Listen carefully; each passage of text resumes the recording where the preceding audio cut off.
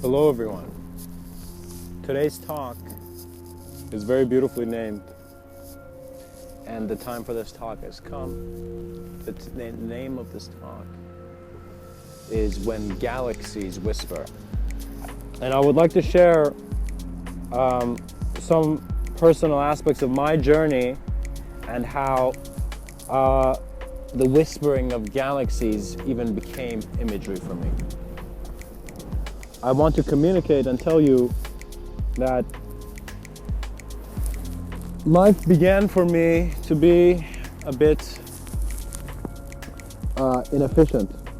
So in other words, the way I was running myself, the way I was aware of myself, the person I thought I was not providing a capable me. And so as I stumbled through my incapability, as many do, to in a sense grow out of it, I was introduced to the concept which resonated for me more than the traditional concepts of spirituality. And what that means is that many people have imagery to spiritual views, but these spiritual views do not require the imagery. So the experience is actually beyond image, so it is not something to have the certainty in the shape of it. So in other words, it's not important if God talks to you, it's important how aware you are of all communication that is here, present within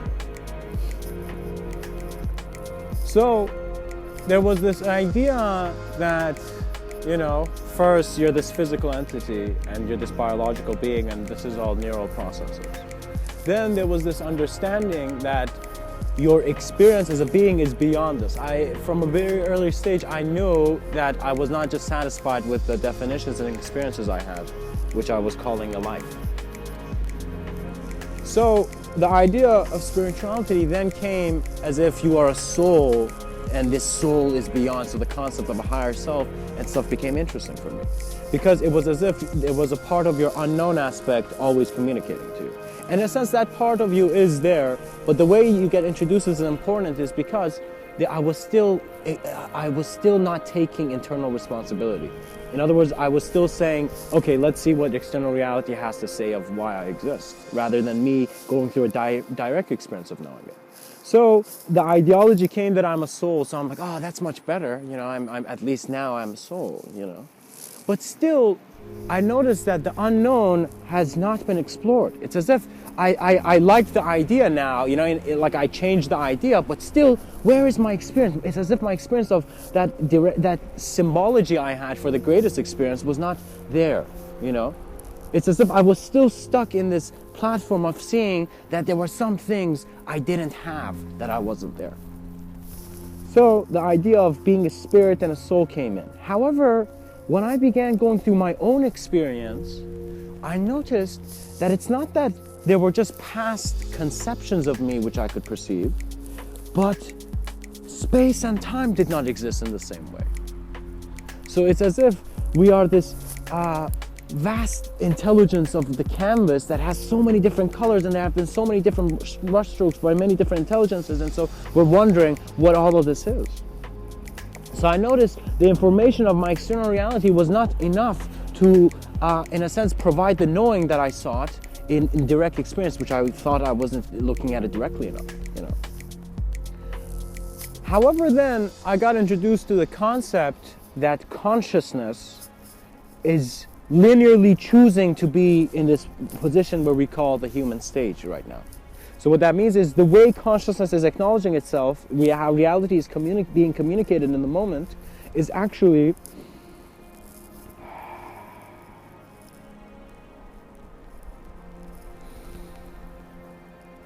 the first words that consciousness decided to formulate.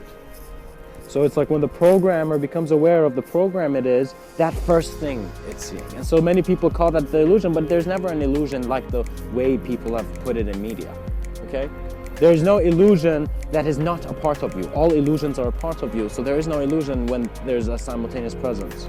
So in other words, when you see your coexistence through a sense of awareness to your awareness, which is very nothing-like, through that emptiness then comes the clarity of emanating the significance of the individuality that you are. So my thoughts went from soul to a knowing, internal knowing, that life was taking me to an awareness of my internal dimensions, where I was not just an individual aspect, but I was all that I was seeing. So in other words, my physical body, or my responsibility as a moment of existence and experience, wasn't just this physical body, but was the totality of all experience. So I went into these ecstatic, very, very playful, blissful states randomly throughout the day, where I would just experience totality.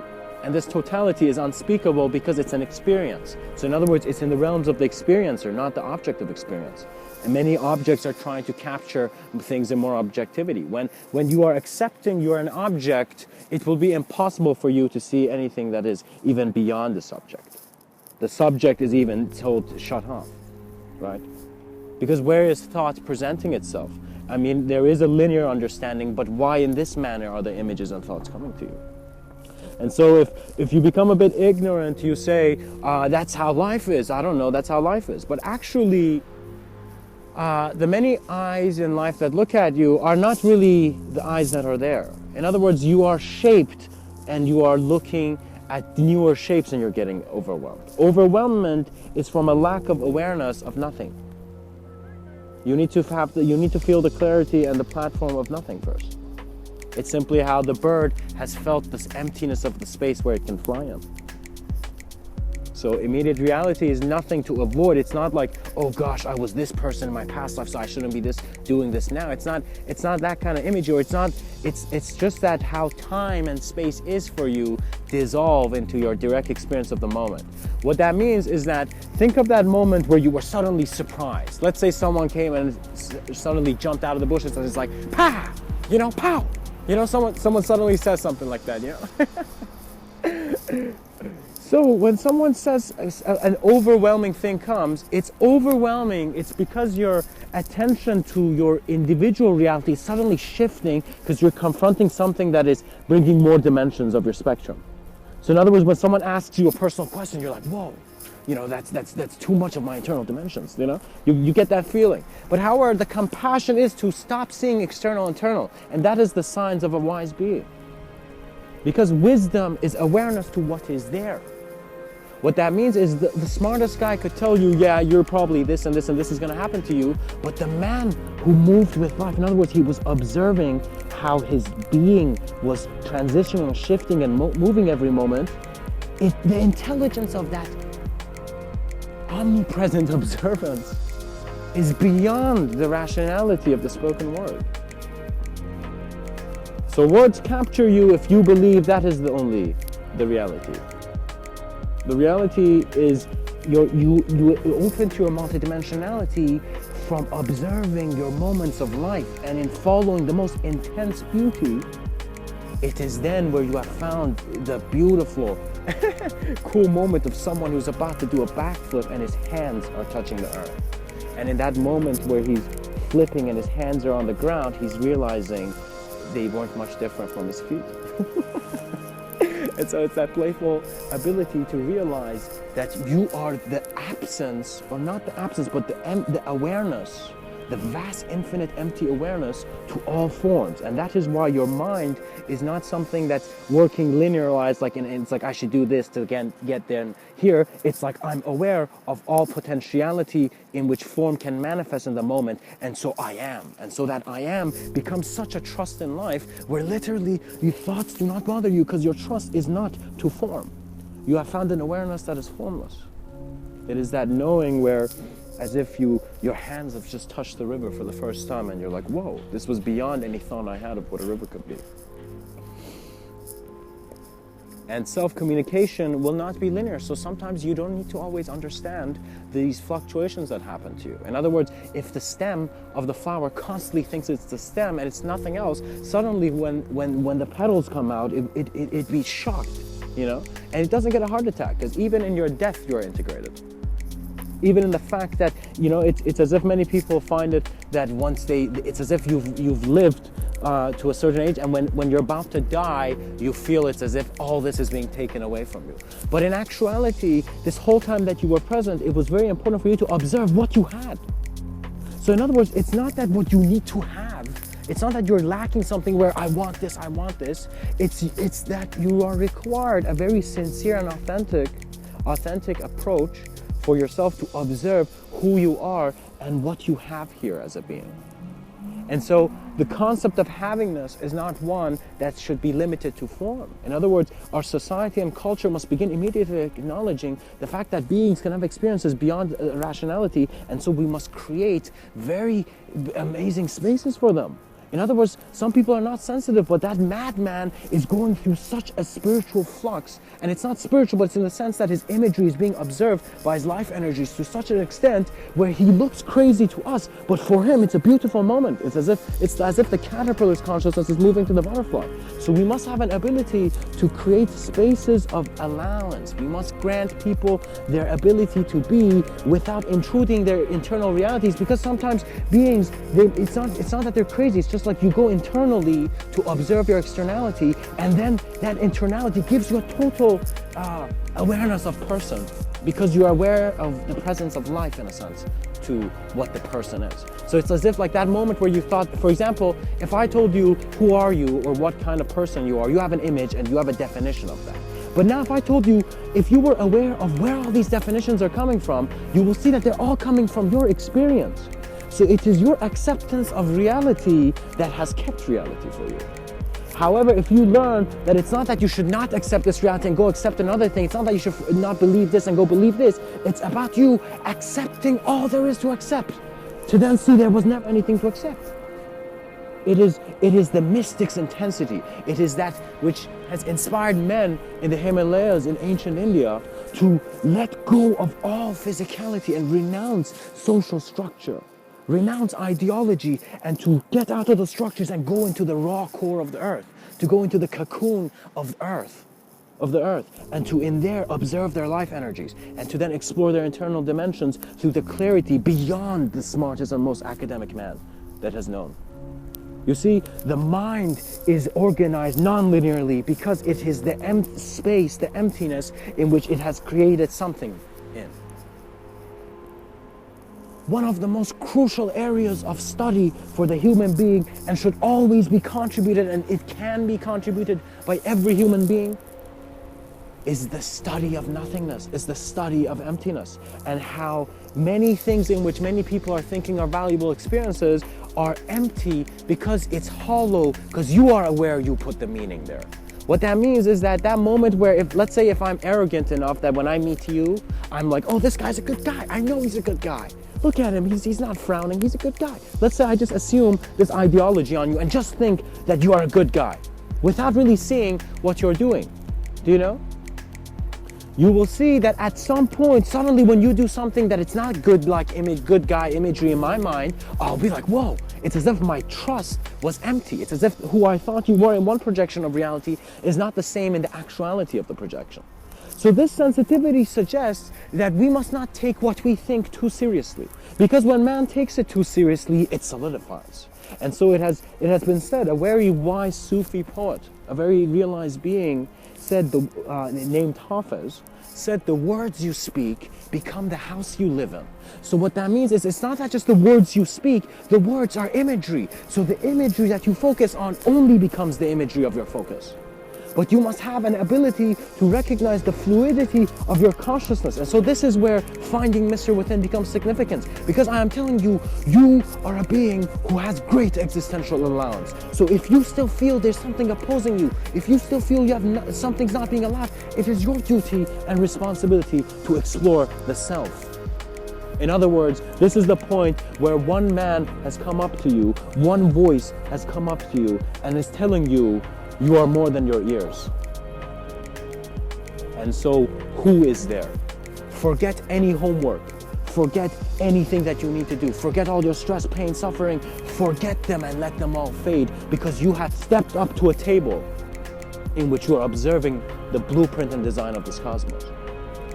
And so when you are there and when you ask, the sincerity and honesty of your being as knowing the life that you are will always provide you with the omniscience that continues.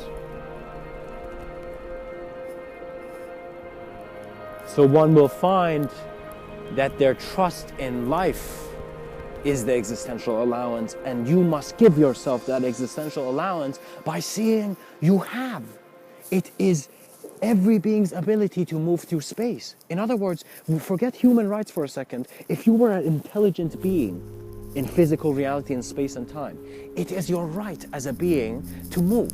So the first human right is that any form of life has an allowance to move. Now, these forms of life are coming into contact with one another, and it has solidified in the point that there's society, social and social structure and citizens. Now that there are these citizens, they must not forget every being has a right to move. So for example, if someone does a crime and you cage them in a box, you have immediately, based on one physical act, judged that being. You have chosen to be God for that being and limiting their external reality. And sometimes beings need to be. In other words, that the society is designed in the way it is because that's the experience society needs to go through. Eckhart Tolle has a quote where he says, "How do you know you're having the right experience right now? Because it's the experience you're having right now." You know, how do you know this moment is right for you? It's because this is the moment you're in. So how do we know if society is wrong or right? It's not. This is what society is.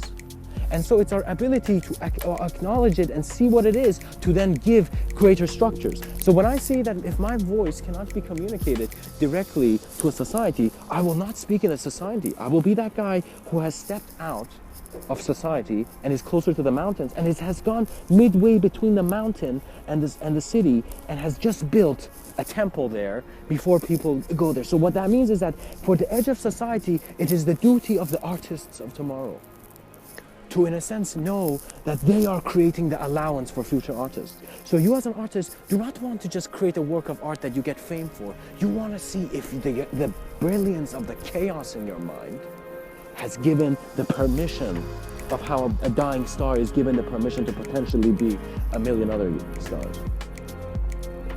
Or a black hole, you know, you can choose, but what I'm saying is that you must have authentic expression. You want to not just give a lot of, you don't want just an instruction manual.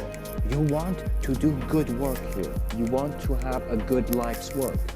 And what that means is you do not want to just have a good job and just be the good citizen, good civilian. You want to be a being who is aware of your humanity in all its dimensions. So you will immediately see that experience is not limited to space and time.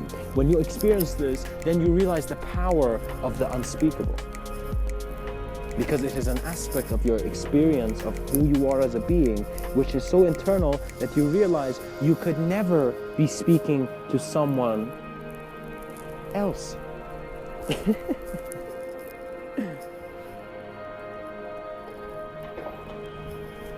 And so my mind really saw, guys, that it's as if it goes from you evolving into, the ape evolves into a greater consciousness. True. The gas, the solid turns into liquid, a collective sense of awareness. So human beings will suddenly realize their collectivity as a being. So it's like what's present in every vibration that has given a human design is present in the same outline. So you will see that the thoughts of all man are not really separated. So you don't need to carry thoughts. You realize all those people who were acting smart in front of you were doing the thinking for you. But it is a sense of existential sensitivity in which you are not trying to grab onto reality, but reality is simply present. Very beautifully, it's present. It's just like how this earth is here. Reality is also present.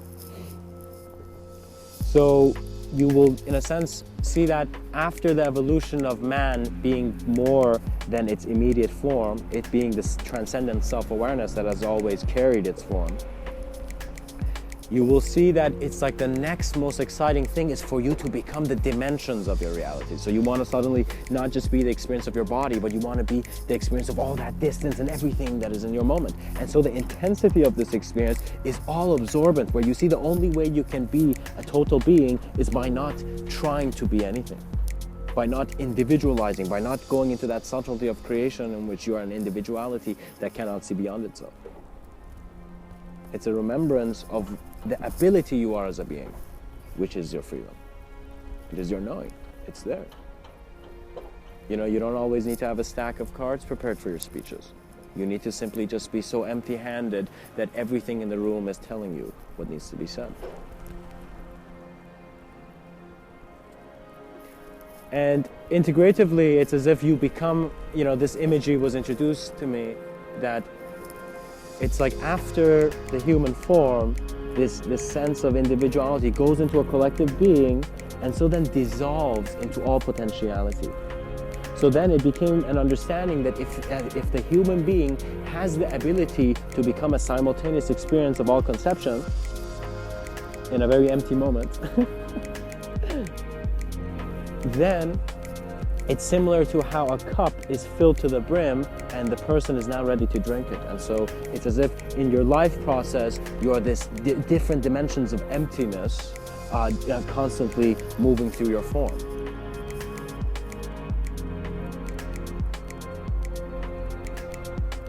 And similarly, it became interesting because then my experiences, I really got excited. So for example, when I heard these ideas, which I'm going to tell you right now, for me as a person, I was like, it just excited something in me.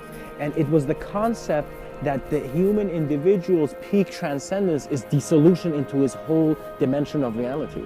So it's as if that point where you've not just taken the responsibility up to the human platform, but you've gone beyond this platform and you've taken responsibility for being all conception of ideology, and you have become, and so the human evolution and its transcendence becomes just his moment. You become all that you are in the moment. And after you have become all that, what is there to be but nothing? After you have become everything, you're nothing. It's there, you're done. It's as if the liquid sense of intelligence, where it thought it was all potentiality, all simultaneous reality, dissolved into a greater aspect of its own intelligence, which was the emptiness of gas or steam.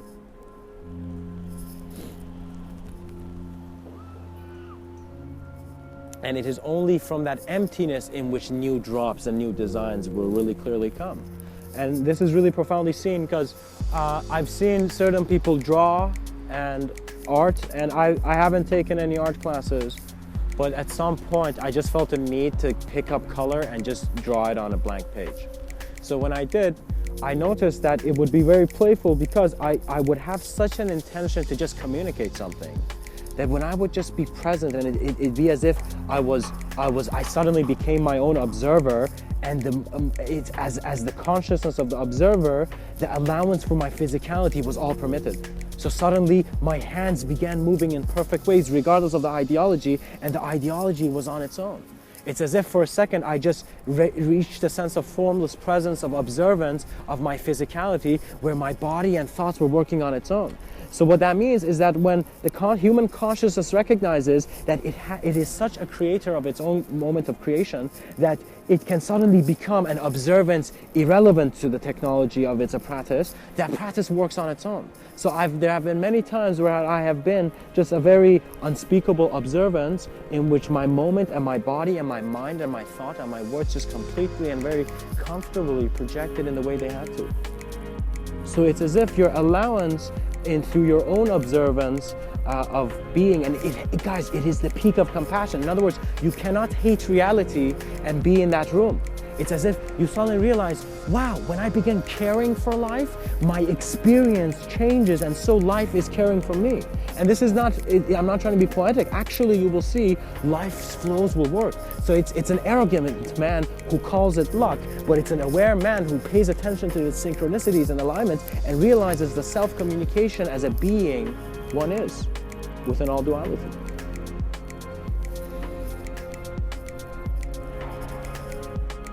And playfully, I saw that in the imagery of a man becoming his plane, you can become the consciousness of the planet. You can become consciousness of the all-pervading space of all reality. You can become the consciousness of a galaxy, but it is not you that is becoming anything.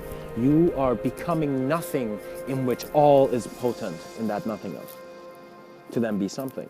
So it's, in a sense, you're taking off this cable from your computer and you're connecting another cable. And so the cables were never relevant to one another. Your dimensions of how your experience is flowing with the apparatus that you have and the collective bodies that you are is very different. So what that means is, in the intelligence of life, the collective consciousness that I speak about is actually the knowing of the pilot of consciousness that he is conscious of all reality. And so his consciousness is allowed into the unconscious, and that is a magnificent moment for a human being. It's as if that moment where the human human body, it got rid of its ideology and just became absolute experience. And so it wasn't an absolute experience where others could understand, but it was as if the transparency of its internal dimensions, it's as if internally you're nothing, externally you are an experience of everything, and your moment gives you that. So it's not that you just become an immediate and a very intricate focus of your moment of being, but just suddenly all stories dissolve into that moment for you to just simply be life. You are just life as it is. You become an all-absorbent moment in which you saw there was nothing to grab in a temporal realm, but to understand that it is the ability of experience to be eternal, as existence has always existed. And when galaxies whisper, the consciousness of man can go into that emptiness of the gas-like state and become the allowance. So how you actually can immediately experience higher bodies is by being an allowance. So that moment where, for example, that compassionate human being allowed himself to give freely to his moment of experience, he suddenly became a very transcendent and very greater view of his experience. Guys, compassion is powerful not just by in a sense, the cause and effect relationship many people see it is like do good things and you'll get good things, but in the existential allowance, it gives you in the moment to observe your multidimensional nature through the knowing that you are the nothingness or the emptiness, that you're the void that is present. And so the yogi and the mystic in the Himalayas who had been in his cave for many years opened his eyes to see that they were never his eyes. They were never open through the knowing that he is.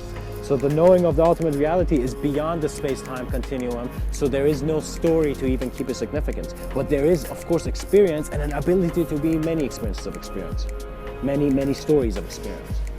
So it's like from your individual reality of conception, you observe it with such a sincerity and honesty and such, like forgiveness, guys, is not just for guilt. Forgiveness is you pressing the refresh button and being like, okay, I forget that story that I was, what am I now? Let me observe this new story I am in my moment. And so the past does not become significant because your experience of that past was based on that past. You're not experiencing the sense of past anymore. So there have been some times I've been like, gosh, I've been such a bad person. Then suddenly I notice I'm observing this in a present moment where my experience of time is not even like that. So it's as if the sense of space and time is being experienced in experiences where sense and time are not relevant in that way. So a lot of the doors we seek are found when the idea in which we feel we need a door, it has become irrelevant because another dimension of experience has become more greatly amplified. And the knowing is actually that I very beautifully see the Andromeda Galaxy. And in its proper resonance of Leda, it is not imagery that needs image. So collective consciousness does not need image for the individual to transition. So it's as if there were gods who are observing man, they're like, I'm not giving him image because it's beyond the image, the intelligence he seeks. So if you're asking God, God help me, give me, let's say more money, no. The intention, you are being observed by divine attention in the sense that you are looking at yourself, but there is then more of a complexity when you're still considering a complex world. So it is the task of no being to get you out of your complexity. You have chosen to be there. Because if I choose to help you based on the assumption, it's as if I have not respected all your decisions you have made as a being to come here. And so it's the ability of a great being to act through inaction, to be aware and have the vastness of his mind be present while his limitation walks beside him. Because there's always a limitless observer and observance. So I see the Andromeda Galaxy being what the Milky Way galaxy is always very poetically, like a lost, not like a lost being, but for a person who's not fulfilled. It's as if the Milky Way galaxy really requires actually the milk of the Andromeda Galaxy, in the sense that it seeks its reunion with its greater dimension of conception that has kept us there. So regardless of how much you may love someone, your partner, you will see existential reunion is beyond all ideology that has made even people valuable or fluffy enough to be treated as objects that need to be kept. Travel light, meaning that do not have an obsessive need to just have a temporal experience. In other words, you wanting something, an object or something, is you wanting something to satisfy a temporal reality.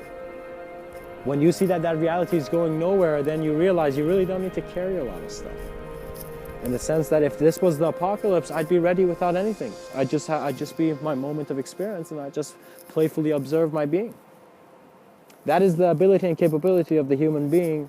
And so that is the profundity found in Vedic literature, such as the Upanishads and the Vedas, and many other works which have suggested such realities. You must realize that ancient tradition and spirituality are a bridge for man's experience of ideology. So the fact that we have religion is such a beautiful cultural phenomenon. It's because we are looking at the same things as they did back then. Even though it's a limitation, but we're still keeping their view. We're like, those guys saw something. So those people who are very big religious figures, or who in a sense are communicating that ideology, are necessary. They are the pillars of the beauty in culture, in suggesting that different eras can look the same, look at the same thing. And what you have in common with every human being who's ever lived, with every great thinker and every person who's gone to the peak of suffering and to the peak of happiness, is that you stand on an existential platform where you are aware of nothing, where you see that all human beings are confronting the unknown. And so you share that, and that is why you become the lover of the unknown, because you see the love that is giving you the allowance to take steps. And so you find in objects, it's as if they're temporal, they cannot continue. But in your self-awareness, you are such a continuation. You are such a continuation that forgetfulness is a choice in this eternity. Natural observance is required by you into being your universe, into realizing that as you sit on a park bench, you are in the presence of galaxies. Galaxies who are seeking to move from another. So for example, if I was to move to a more transcendent staircase, for example, I thought of I talk about being aware of your collectivity and in a sense that emptiness. Imagine galaxies trying to transcend. So imagine all that we are conceived on, in which we are the most infinitesimal particle or part in our vastness. It's as if we are being not carried by just the love of humankind, but we are being carried by the love of existence. So these intelligences that have created existence are such profound keepers, and you see how it is being kept as love. So what that means is when you see, for example, your parents or anyone, or if you see that person who has just given you the shelter from a storm, you will see that that person did not do it for you. That person did it because of the allowance of love he had in being what is given.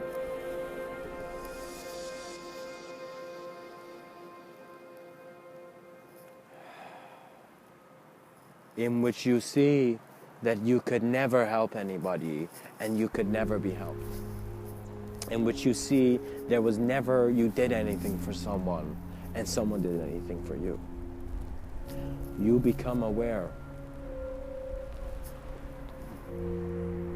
that you are present when galaxies whisper. That you are beyond your ideology that has kept a limitation, and so brush it off. Just brush it off, people take a shower, You don't like the smell of your atmosphere, go take a shower. Go give yourself the clarity that is within you.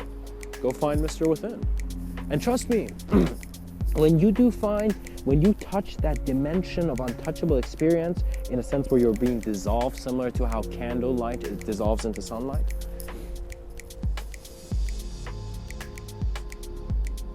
you begin to notice that just as you have a responsibility of being the person you think you are, you have also this responsibility of letting go of it. So many people seek a gentle life to live, a calm and good and happy life. And so, I totally understand that. But they need to understand that they must also see that same comfort in letting go of that life. So happiness is not immediately relevant to how you're living your life. It is the awareness you have of the value of the movement of life, which then gives you the projection of suffering. In a sense, when you become aware of the movement and see that it originates from within you, in the sense that when you communicate, it looks objective, but you are always subjectively aware of yourself, and beyond that subjectivity, you're also aware of yourself. Clarity is the knowing of your multidimensionality in the instant that you are. And it is there where you will have the ability to bring great imagery. It is there where you have given yourself the permission to be nothing, to then have the whole world to be ambitious in, your whole existence. And in many cultures, I've noticed that when human beings presented themselves in form, for example, in many spiritual traditions, there's a guru and there's a student. However, it is very important that these two concepts be very clearly viewed, in that you are not going there for someone else to give you something. You are going there to receive a moment of profundity. And so this moment of profundity is in a sense accrued, or in a sense received, through your gentle observance. So the best student was not also the student that had to ask a question, but was the student that let everything fade and just allowed himself to learn from another being's reality. Each human being is a gold mine of knowledge. If you just become sensitive and you ask him a question, hey man, how's your life? Tell me that story, right? You will hear suddenly the person would just communicate his dimensions. He would communicate like how tough his reality was and whatnot, and all of this is being done in a Starbucks, So Starbucks is really a communication between the vastness of the cosmos that is within each being's internal dimensions. So stars are really communicating to one another.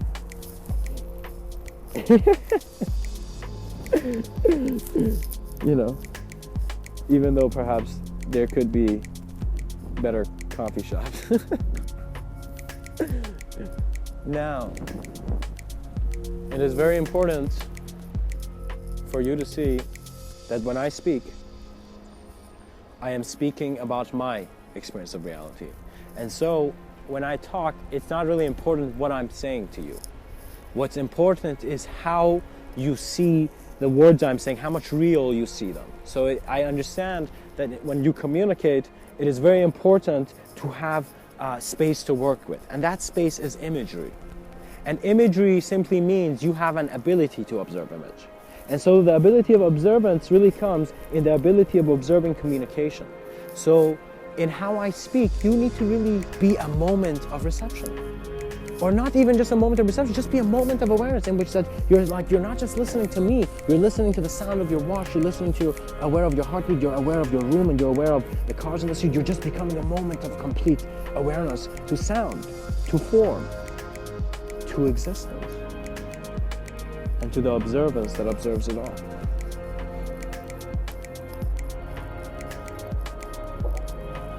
So this concept opened up to me that the dimensions of man move to such an existential responsibility where he is a galaxy, where you see you were never apart from your greatest hierarchies. In other words, the hierarchy dissolves and you see that you're a simultaneous all, presence of all. But this is not for your mind. This is something where you do not even need to speak it. It's as if you're just sitting down and they're like, why is this guy smiling? And you have nothing to say. It's a knowing.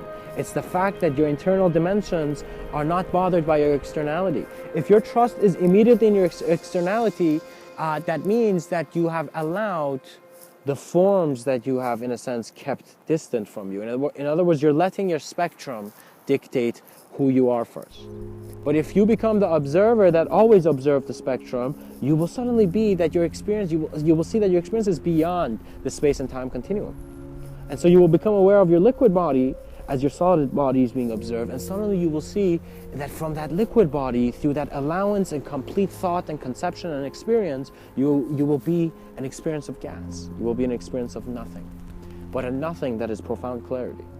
And so this is perhaps that peak. It's the edge of the peak where many realized and enlightened beings have gone, in a sense, known that it is very important to keep the realities and communications there, of how the path is that the student recognizes that his guru is within him. That is why the student has even gone to the guru, because it's like an aspect of my reality is within his reality, and his communication of that reality seems to be more real. And so you are just drawn to that person, not as if it's a guru, but as if it's just an interesting guy talking. You're like, wow, this guy's saying some interesting stuff. You know, does he have a business card? And you see, no, the guy's a monk. He doesn't have anything. Life is very pleasant, but it requires your ability to observe yourself. And there are great sounds, because when you hear Galaxies Whisper, it's as if your individuality never existed, because it was just a single note in the greatest melody of creation that has now become the totality of your experience. And so the absolute was always the absolute, beyond the certainty of terminology and space and time. Continue. We are the wind that passes through us. We are a moment of deep existential allowance. And the reason it is deep is because it can move beyond its spectrums of consideration. And you must allow yourself a total experience of yourself and know that you always have. It's within you. In other words, don't feel bad that you haven't pursued a spiritual path or something like that. That's ridiculous. That's a child's way of thinking. Feel as if that you are a child of life that has the permission to just look at what it is. You always have a permission to look at yourself, to observe the life that you are. And in that observance, that is where true, authentic enlightenment is found, is because you are knowing the emanation that you are, because you have seen the spark of the origin of your awareness. It has become a knowing that is formless, but it is present.